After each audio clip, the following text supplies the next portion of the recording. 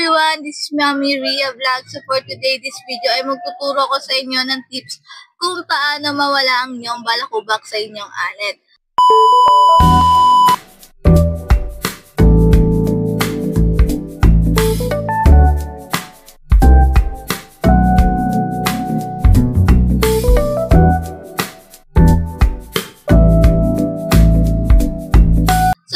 Kasi nagsasabi kung paano ko daw nawala yung balakubak. Dahil before, marami talaga akong balakubak.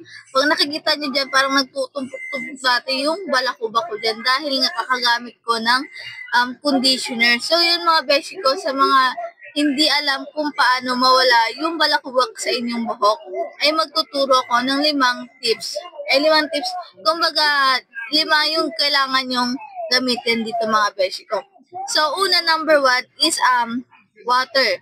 Kailangan nyo ng tubig, syempre. And then, number 2, suka. Number 3, shampoo na Head and Shoulder. Number 4, coconut oil. And number 5 is yung suyod or suklay. Pero parehas kailangan gamitin yung suklay at suyod. Syempre, number 1, yung ating water, kailangan natin gamitin yung water na kahit kalahati lang, ilalagay kasi natin ng suka yung water. Tinang ilong ko. So yun mga beshi ko, kapag nahalo nyo na yung dalawa na water at tubig, ay bubuhos nyo to sa inyong ulo. Siyempre kapag nilagay nyo dapat, kailangan lahat ng anet ay malagyan. And then, tsaka nyo siya kukuskusin ng paganyan. Dahan-dahan lang mga beshi ko kasi baka masugatan ng inyong anet ay magkaroon pa ng problema. Hanggang sa ma-apply lang sa inyong buhok yung inyong pinaghalong tubig at suka. Kapag okay na, pwede nyo na siyang ibabad ng 15 to 30 minutes, depende sa inyo kasi nga mamaya mahapdi na sa inyong ulo, tinitiis nyo na. Kailangan kapag sobrang hapdi na or maghahapdi na siya, banlawan nyo na siya mga beshi ko. So number 3, yung Head and Shoulder natin is gagamitin natin pang banlaw. Kapag babanlawan na natin, kailangan natin buhugasan ng atin ng buhok ng shampoo. Siyempre, kailangan yung gamitin yung Head and Shoulder. Dahil ang Head and Shoulder, nakakatulong din na patanggalin yung inyong balakubak.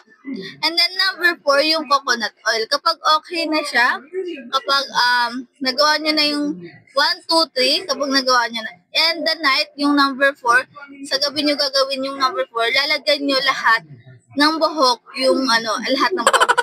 Nabubulod talaga. Lalagay nyo yung coconut oil sa inyong buhok hanggang sa scalp nyo. Kasi merong benefits si coconut oil. Ipapaliwanag natin yan mamaya. And then number 5, kinabukasan nyo babalaw, hindi nyo pa babalaw, kinabukasan kapag pagising nyo, tsaka nyo susuklayan yung buhok nyo.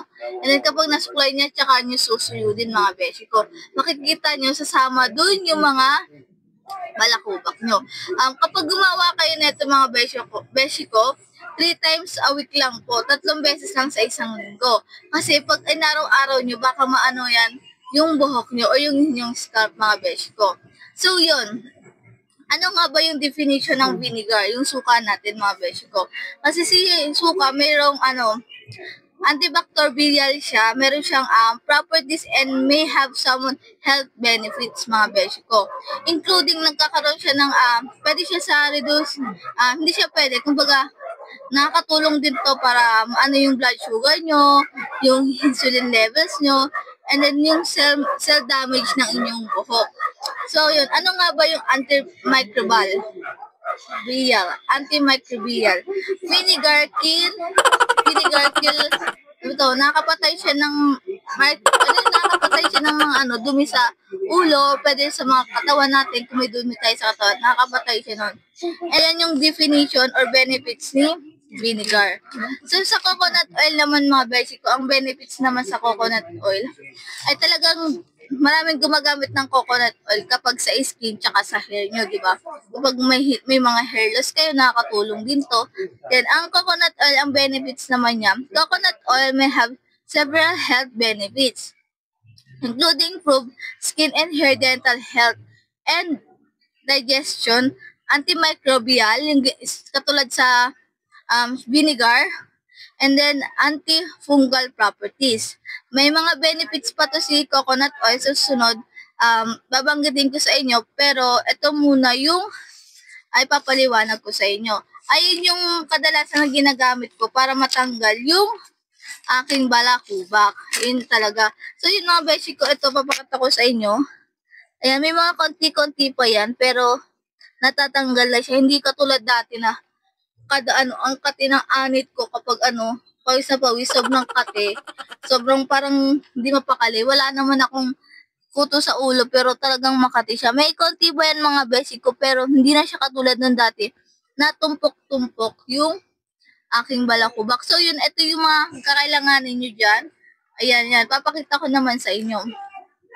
Marami nagtatanong bakit nga ba nagkakaroon ng balakubak o bakit nagkakaroon nito?